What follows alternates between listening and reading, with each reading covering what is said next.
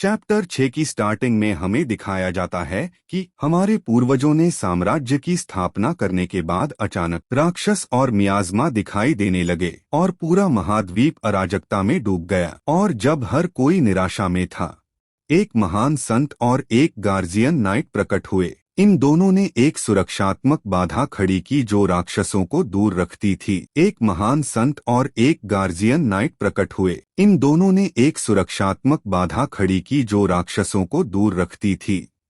चार्लिन परिवार, जो मियाज़मा को साफ करने और उपचार के लिए जिम्मेदार हैं, और साथ ही डियर परिवार, जो सुरक्षा सुनिश्चित करते हैं और राक्षसों को काबू में रखते हैं।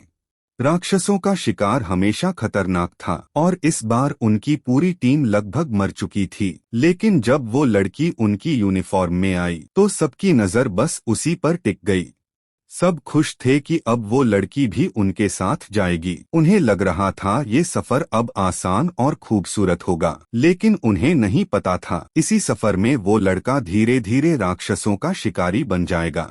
सफेद बाल वाला बंदा चालाकी से मुस्कुराते हुए धमकी देता है कि यह कोई त्योहार नहीं बल्कि राक्षसों का शिकार है। यह सुनते ही सामने बैठे दोनों लड़के डर के मारे ढेर हो जाते हैं और उनकी हवा निकल जाती है।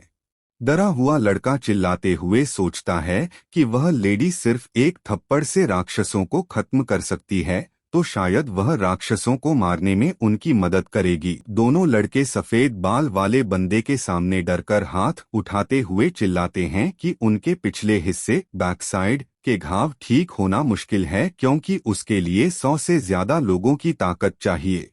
दोनों लड़कों के सिर पर बर्फ गिरी हुई है और वे घबराए हुए दिख रहे हैं, जबकि नीचे स्पीच बबल में लिखा है, लेट मी क्लैरिफाई समथिंग। मुझे कुछ साफ करने दो। एक लड़की अपने दस्ताने पहनते हुए दिख रही है और स्पीच बबल्स में लिखा है कि सपोर्ट स्क्वाड उनके पास जरूर आएगी और हमेशा की तरह उन्हें सपोर्ट देती रहेगी। सफेद बाल वाला बंदा हाथ समेटकर खड़ा है और स्पीच बबल्स में कहता है, and you as before will be destroying monsters. और तुम पहले की तरह राक्षसों को खत्म करोगे। यह सुनते ही पीछे खड़े लड़के सदमे में आकर रोने लगते हैं और ऊपर एक बड़े बबल में लिखा है, और हाउ कुड इट बी, ओह ऐसा कैसे हो सकता है।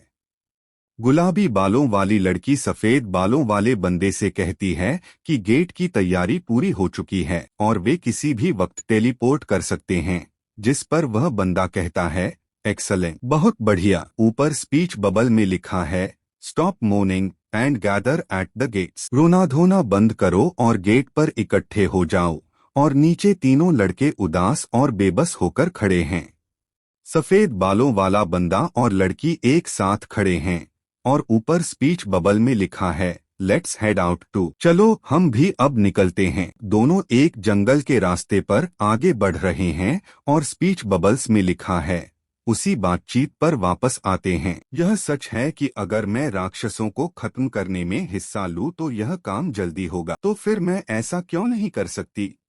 सफेद बालों वाले आदमी और लड़की की पीठ दिख रही है और ऊपर स्पीच बबल में लिखा है, तुम हमें छोड़कर जाना चाहते हो, है ना। लड़की का चेहरा करीब से दिख रहा है और वह कह रही है, जैसा कि मैंने कहा, तुम्हारे साथ मिलकर राक्षसों को हराना कहीं ज्यादा असरदार होगा। लेकिन सफेद बालों वाला बंदा लड़की से कहता है, तुम्हारे जाने के बाद उनका क्या होगा। तुम्हें क्या लगता है कि जब उन्हें ऐसे सपोर्ट की आदत हो जाएगी तब क्या होगा। वह आगे कहता है, इसीलिए यह ज्यादा फायदेमंद होगा अगर तुम हमारे साथ काम कर सको और हमें दूसरे तरीकों से सपोर्ट देना जारी रखो। सफेद बालों वाला बंदा पीछे मुड़कर मुस्कुराते हुए कहता है, मैंने अपनी जान तुम्हें बचाने के लिए तुम्हारे हाथों में सौंप दी है। दूसरा लड़का खुशी से हंसते हुए कहता है, वाह, आज उन राक्षसों को खत्म करने में बहुत मजा आया।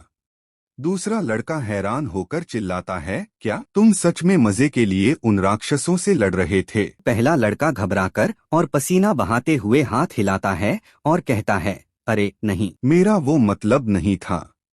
पहला लड़का अपनी सफाई देते हुए कहता है, मैं बस यह कहना चाह रहा था कि हम उनके खिलाफ इतने मजबूत हो गए हैं कि अब हमें उनसे कोई डर नहीं लगता। दूसरा लड़का गुस्से में उसका कॉलर पकड़कर हिलाते हुए चिल्लाता है, तुम्हारी उस मजेदार बात की वजह से मुझे लगा कि मेरा दिल अभी रुक जाएगा। बेवकूफ। पहला लड़का मुस्कुराते हुए कहता है, मैंने तो बस ऐसे ही मजाक में कह दिया था। दूसरा लड़का गुस्से में चिल्लाता है, यह बिल्कुल भी मजाक नहीं था।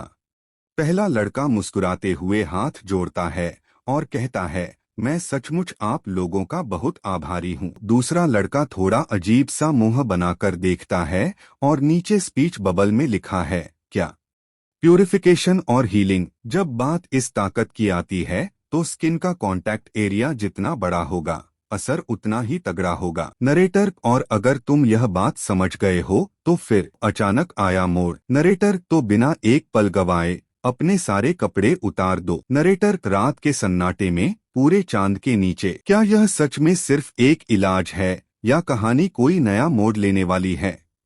वो उसकी हालत देखकर धीरे से बोली, तुम ठीक तो हो, लेकिन लगता है तुम्हारी ताकत धीरे धीरे खत्म हो रही है। पहले उसे उसका करीब आना पसंद नहीं था, लेकिन अब वही लड़की उसकी धड़कनें तेज करने लगी थी। रेवन पर पूरी दुनिया फिदा थी, लेकिन उसका दिल सिर्फ एक लड़की के लिए धड़कने लगा। उसके बारे में अच्छे और बुरे दोनों रूमर्स फैले हुए थे। लोग उसे ऐसा इंसान मानते थे जो किसी की फीलिंग्स की परवाह नहीं करता। इतनी बुरी अफवाहों के बाद भी रेवन की पॉपुलैरिटी कभी कम नहीं हुई। मैंने भी उसकी अफवाहों को सच मान लिया था, लेकिन जब वो मेरे सामने आया, सब कुछ वैसा नहीं लगा जैसा लोग कहते थे।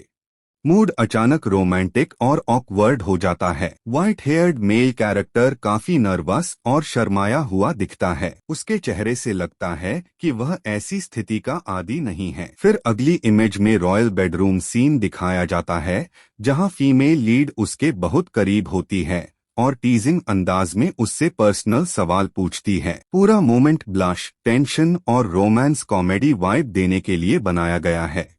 मुझे यकीन नहीं हो रहा कि यह तुम्हारी पहली बार है। शांत हो जाओ, पहले बात करते हैं। क्या तुम अभी बातचीत करना चाहते हो? चैप्टर 6 यहीं खत्म होता है। अगर इस पोस्ट पर 100 लाइक्स, 1000 व्यूज और 25 कमेंट्स पूरे हो गए तो अगली बार मैं चैप्टर 7 से लेकर चैप्टर 12 तक पूरा एक्सप्लेन करूंगा। तो जल्दी से सपोर्ट करो और बताओ कि आगे क्या होने वाला है।